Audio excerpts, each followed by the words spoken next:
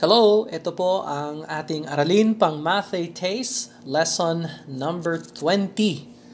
At pinag-uusapan natin dito ay yung Christian life maintenance. Kung paano dapat ipanatili ang buhay Kristiyano. At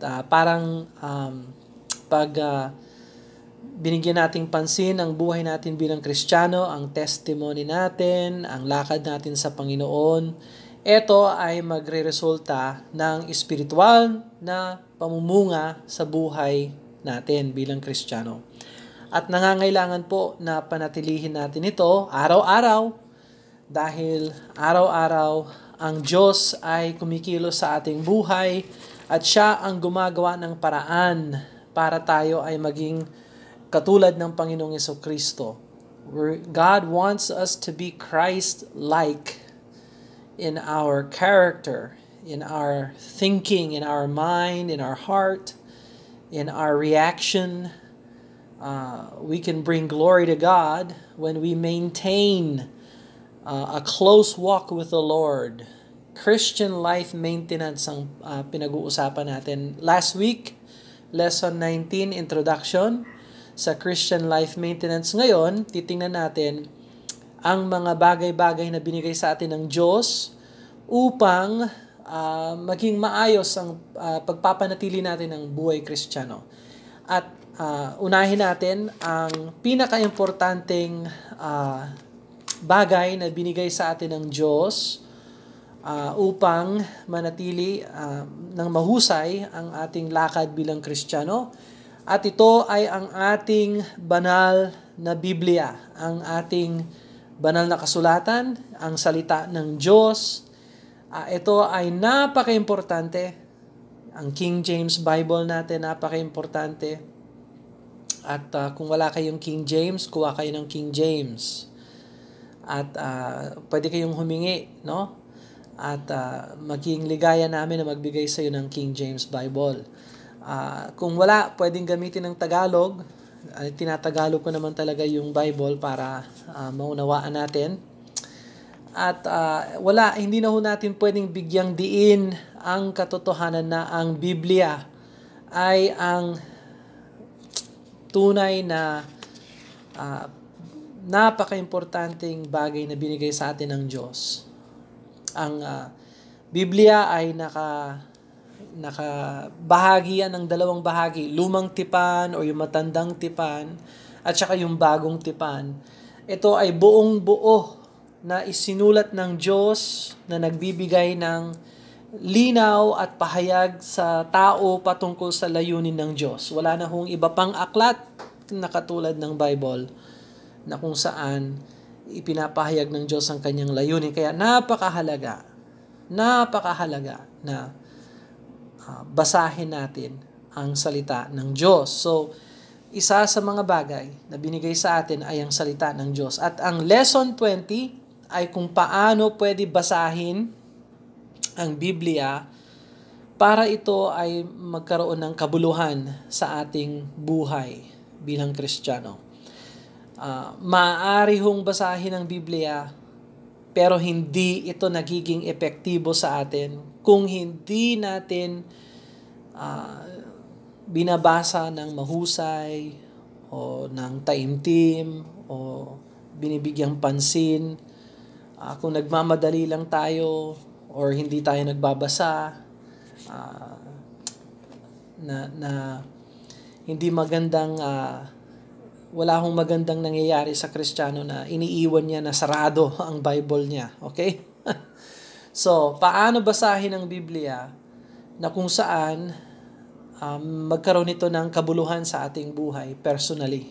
Okay? Yan ang paksa ng lesson number 20. At buksan natin sa 1 Peter chapter 2 verse number 1. 1 Peter chapter 2 verse number 1. Kung hindi pa yan naka-highlight, underline, circle, paki-underline, circle, or di kaya lagyan ng mark. I-marka. Pero kailangan i-memorize, ilagay sa ulo, ilagay sa puso, ilagay sa buhay. At maikli naman itong verse na ito. As newborn babes, 1 Peter chapter 2 verse 1, as newborn babes desire the sincere milk of the word, that ye may grow thereby. So, kung Tagalogin natin, 1 Peter chapter 2 verse number 2, gaya ng mga sanggol na bagong silang, ay mithiin ninyo ang malinis na espiritual na gatas, upang sa pamamagitan nito'y lumago kayo.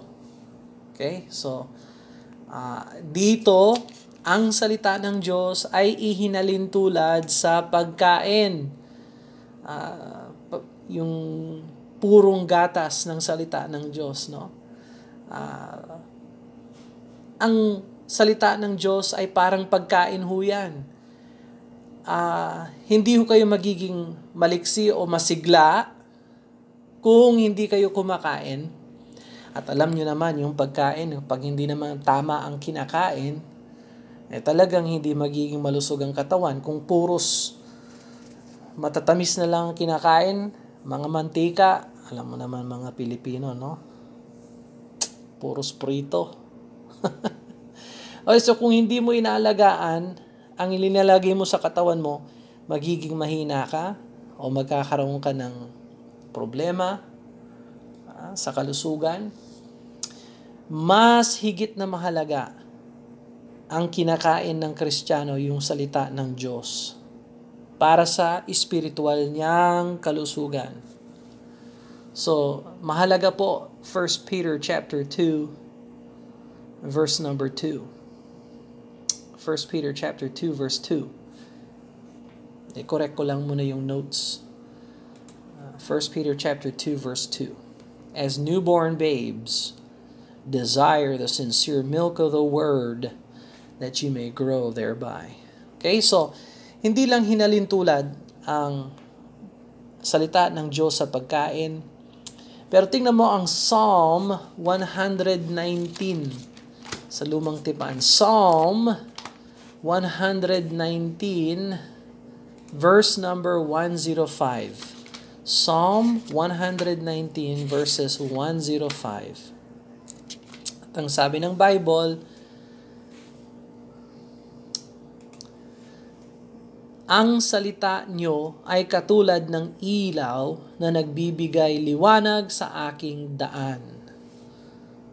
Thy word is a lamp unto my feet, and a light unto my path. So, ihinalin tulad ang salita ng Diyos sa ilaw. At ito ay napakahalaga sapagkat sa pamamagitan ng liwanag ng salita ng Diyos, ito ay nagbibigay ng gabay sa ating buhay. Ihinalin tulad din ito sa isang sandata, a weapon. Tingnan mo ang Ephesians chapter 6 and verse 17. Ephesians chapter 6 verse 17.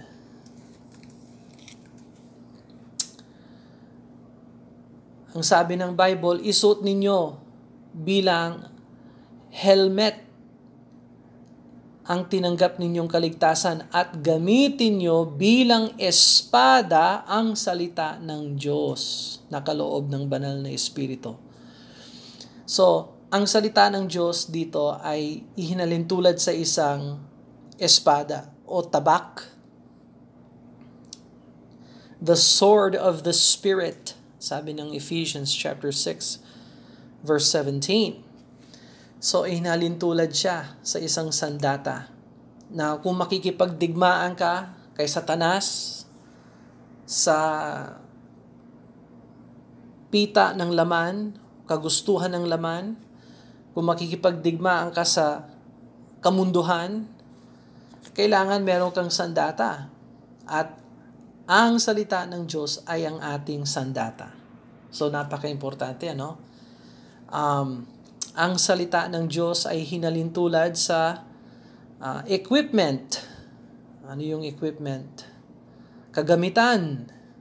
No? Kung ikaw ay isang manggagawa, meron kang mga gamit, mga tools, mga equipment. at ihinalin tulad ito sa equipment sa 2 Timothy chapter 3 and verse 17. 2 Timothy chapter 3 and verse 17.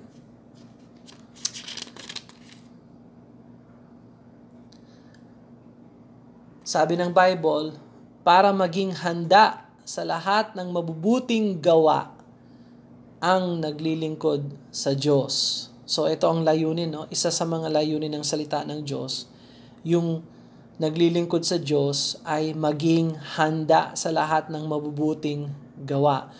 Sabi ng isang salin, upang ang tao ng Diyos ay maging ganap, nasasangkapang lubos sa lahat ng mga gawang mabuti. Yun, nasasangkapang lubos. At ang kagamitan ng manggagawa o ng tao ng Diyos, yung manggagawa ng Diyos, yung naglilingkod sa Diyos, ang kanyang equipment ay ang salita ng Diyos. That the man of God be truly furnished unto all good works. Truly furnished. Meron siyang mga ginagamit. Ganap. Maging ganap siya. So, hindi ho pwede. Incomplete ho ang Kristiyano na walang salita ng Diyos, no? Isa pa. Inhalin tulad ang salita ng Diyos sa isang nagpapatotoo. Okay? So, kung paano natin ipapakita sa tao ang paraan ng kaligtasan kung hindi natin ginagamit ang salita ng Diyos. Hindi tayo effective, no? Wala tayong basihan kung bakit kausapin natin ang tao patungkol sa kaligtasan kung hindi natin pinapakita sa kanya sa Biblia na kailangan niya ng kaligtasan o na siya ay makasalanan ng tao at si Kristo ay namatay para sa kanyang kasalanan. Paano natin ipapaliwanag ang mga yan kung hindi natin buksan ang salita ng Diyos? Sa Romans chapter 10 verse 17. Tingnan mo sabi ng Bible doon. Romans chapter 10 verse 17. Kaya ang pananampalataya ay nanggagaling sa pakikinig at ang pakikinig sa pamamagitan ng salita ni Kristo. So, ng salita ng Diyos, actually. No? Faith cometh by hearing, and hearing by the word of God. So, kung gusto mo na magkaroon ng faith, yung kinakausap mo, ipakita mo sa kanya ang salita ng Diyos. Dahil nagpo-produce ng faith ang word of God. So, kaibigan, hindi natin pwedeng bigyang diin, mas bigyang diin ang importansya ng salita ng Diyos sa buhay Kristiyano. Ito ay ating pagkain, ito ay ating ilaw, ito ay ating sandata, ito ang ating kagamitan. Ito ang nagbibigay ng pananampalataya sa hindi ligtas para magkaroon siya ng kaalaman patungkol sa kaligtasan. Napakahalaga ng salita ng Diyos. Pero paano natin pwedeng basahin ang salita ng Diyos para ito ay maging beneficial, kapaki-pakinabang? Paano natin ito mababasa na magkaroon ng magaling o mabuting bunga sa ating buhay? Kasi hindi lang ho basta-basta pwedeng basahin ang Bible. Hindi siya, alam ko aklat ito. At kung ang trato natin sa Biblia ay parang aklat lang, hindi ho natin makukuha ang espiritual na gatas o ang liwanag o ang sandata na kinakailangan natin. Ito ho ay aklat ng banal na Espiritu ng Diyos. At kailangan ho natin ng tulong ng banal na Espiritu ng Diyos para pag binasa natin ito, may kabuluhan at kapaki-pakinabang sa atin. Okay, so ito ang paksa natin. Ano ang mga o kung paano dapat basahin ang Bible para maging kapaki-pakinabang sa atin. Alright? So, una sa lahat, number 1, bago ka magbasa ng Biblia, manalangin. Pray. Pray muna. Bago mo buksan ang Bible, bago ka magbasa, mag-pray ka muna. Tingnan mo ang Psalm 119, verse number 18. Psalm 119, verse number 18. Ang sabi ng Bible, buksan mo ang aking mga mata upang makita ko ang kahangahangang mga bagay sa kautusan mo. Ito ay pananalangin.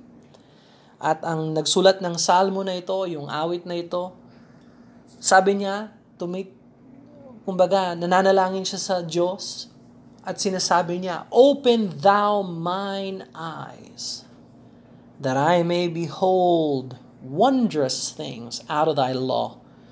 So, buksan mo ang aking mga mata upang makita ko ang kahangahangang mga bagay sa kautusan mo. So, malamang, hindi nagpe-pray ang Kristiyano bago siya magbasa ng Bible. Kaya wala siyang nakukuha sa Bible. Hindi siya humihingi ng kaalaman sa Diyos. Hindi siya tumitingin sa Panginoon. Hindi siya nananalangin. Kaya hindi ho basta-basta ang Bible na pwedeng buksan at basahin at makuha ang mga kahangahangang bagay. Lumapit muna tayo sa Diyos. Maging malinis tayo. Humingi ng kalinisan. Magkumpisal sa Kanya.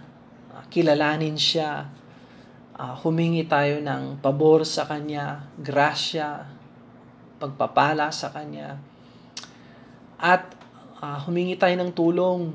Panginoon, tulungan niyo po ako sa pagbabasa ng salita ng Diyos para meron akong makuha dito na napaka-importante na magagamit ko sa buhay ko. Sa palagay mo, kapag nanalangin ka ng ganyan, sasagutin ka ba ng Diyos? Yes, of course. Yes.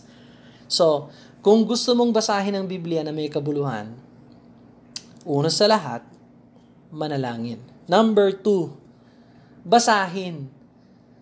Basahin. Okay? So, baka gusto mong magbasa ng isang chapter, pwede yon. 2 chapter, pwede yon. Baka mas maganda yung mas mainam yung kaunti lang, basahin mo ng kaunti. Magsimula sa Psalms, pwede rin. Magsimula sa Proverbs, yung sa gitna ng Bible, pwede yon. Pwede rin sa simula, Genesis. Basahin mo ang kasaysayan ng buong mundo at paglikha ng Diyos ng lahat at ang kwento ni Adan at ni Eva at pagbagsak ng buong sanglibutan sa kasalanan at ang hatol ng Diyos. Basahin. Pwede rin basahin yan, no? Pero, sa pagbabasa ng Bible, una sa lahat, basahin mo ng buo.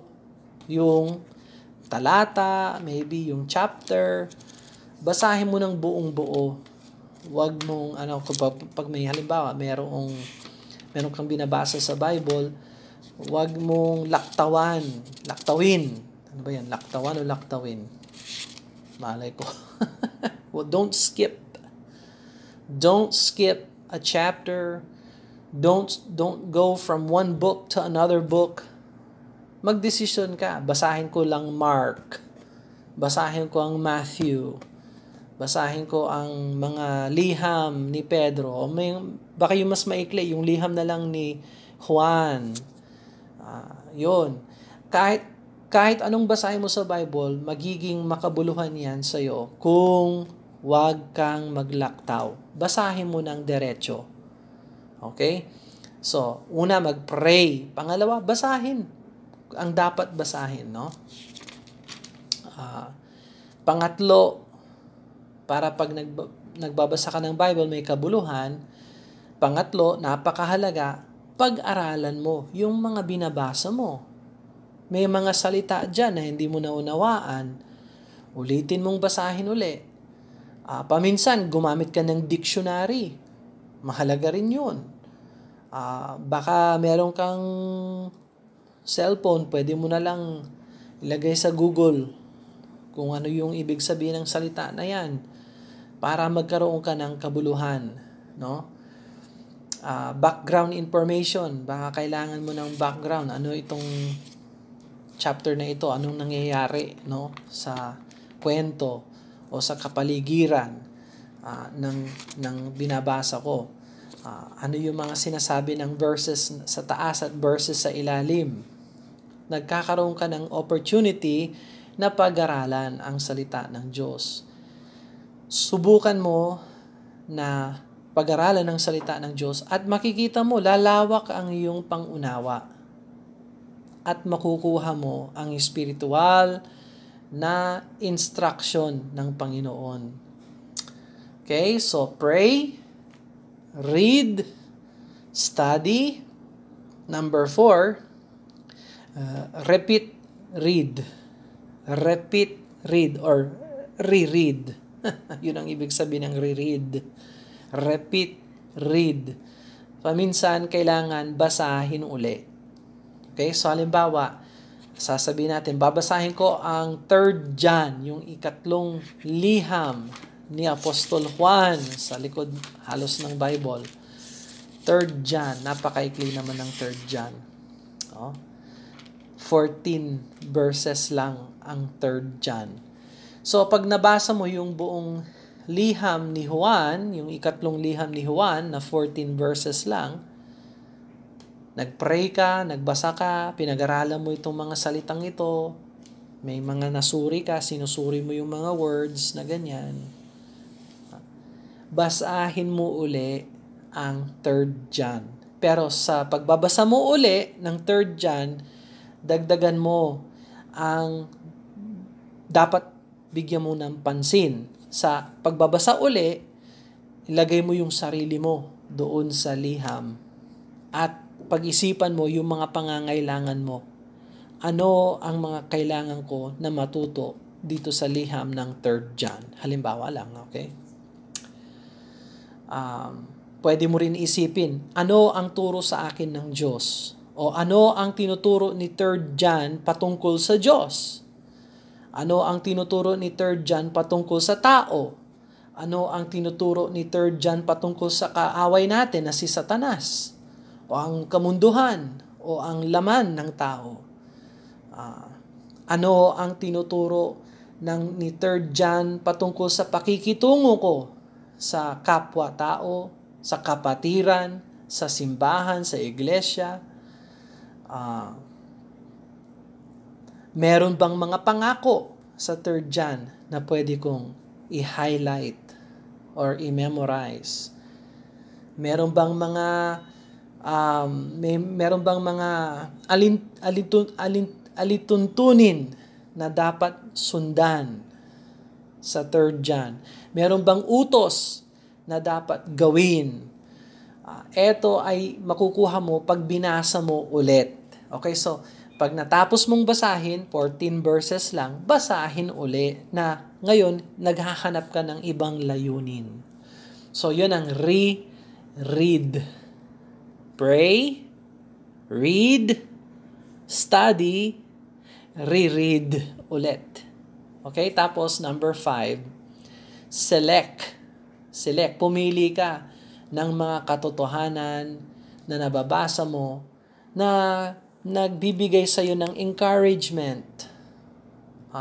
Halimbawa, nagbasa ka, tapos nung napansin mo itong katotohanan, talagang naging matamis sa iyong puso, sa iyong diwa, sa iyong espiritu. Lagyan mo yan ng marka. Yes, ito, blessing ito sa akin. Select, piliin. Number 6, think how this scripture portion relates to your life. Bigyan mo ng time na mag-isip-isip ka.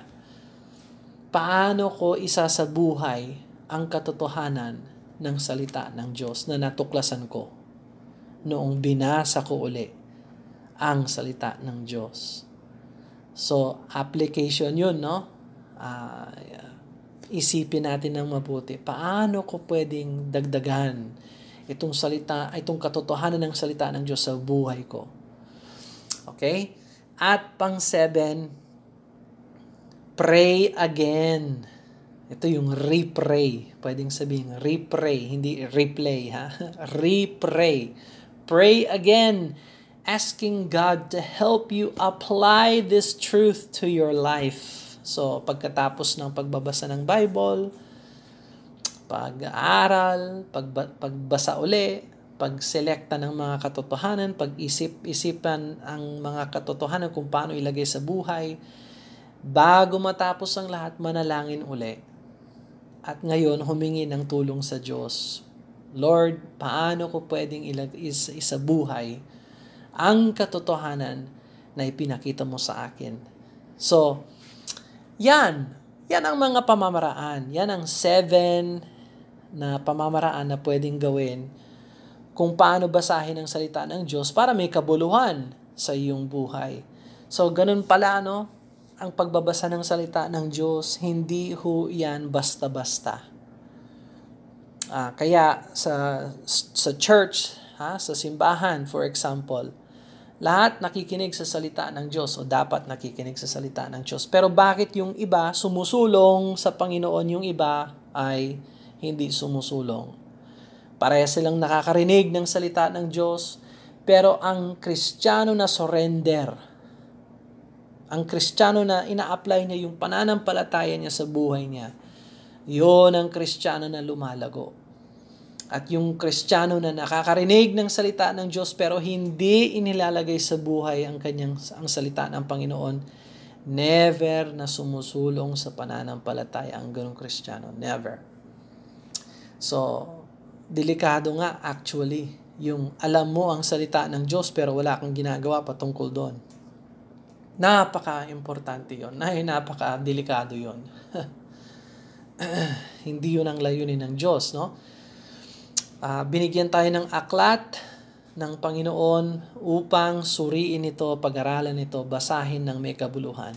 At alam mo na, Mathetes, disipulo, alam mo na kung paano basahin ang Biblia na may kabuluhan. Now, kung tutuusin po, wala akong substitute sa pagbabasa ng Bible araw-araw. Wala akong kapalit nun. Sa Matthew chapter 4, verse number 4, tingnan natin ang sabi ng Bible doon. Matthew chapter 4, verse number 4. Matthew 4:4. Sabi ng Bible, ngunit siya ay sumagot, ito ang Panginoong Yesukristo, ngunit siya ay sumagot, nasusulat, hindi sa tinapay lamang nabubuhay ang tao, kundi sa bawat salitang lumalabas sa bibig ng Diyos. So tingnan mo, napakahalaga ng salita ng Diyos. Wala akong kapalit, walang substitute ang salita ng Diyos. Kung ikaw kumakain ka araw-araw, yung iba nga, 2-3 beses, 4 sa isang araw. Kung kumakain ka araw-araw ng pagkain, physical, mas mahalaga ang pagkain ng espiritual na salita ng Diyos araw-araw. Manghihina ka sa katawan kung naglalaktaw ka ng pagkain. Manghihina ka, Kristiyano, kung lalaktawan mo ang salita ng Diyos. Tapos bantayan mo ang oras, bantayan mo ang sarili mo.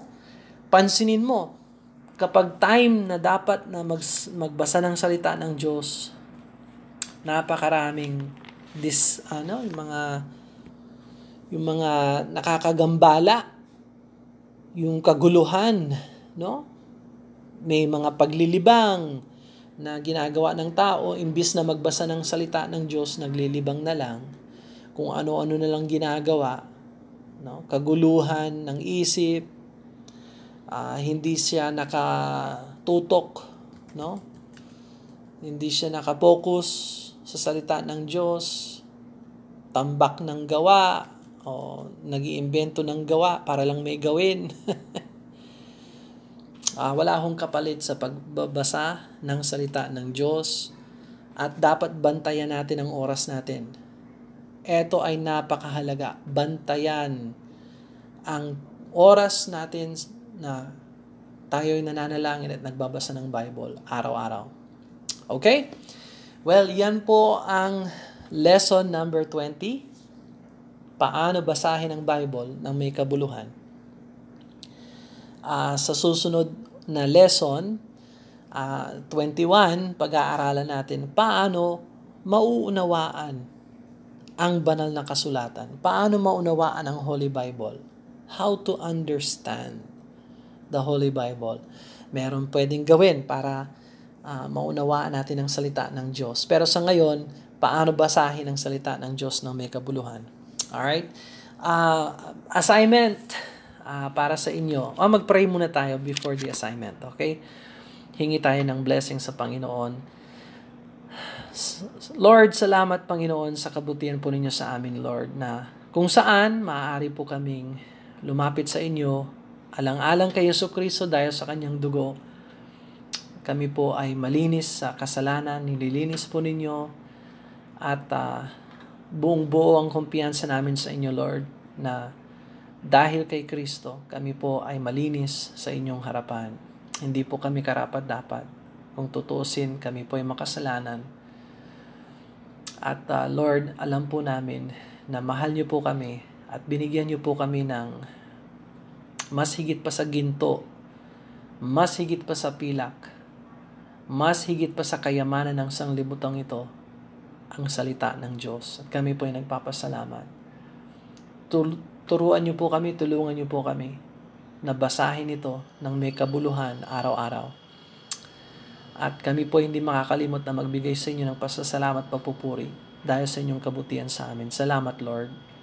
Bless niyo po kami alang-alang kay Jesucristo. Amen. Alright.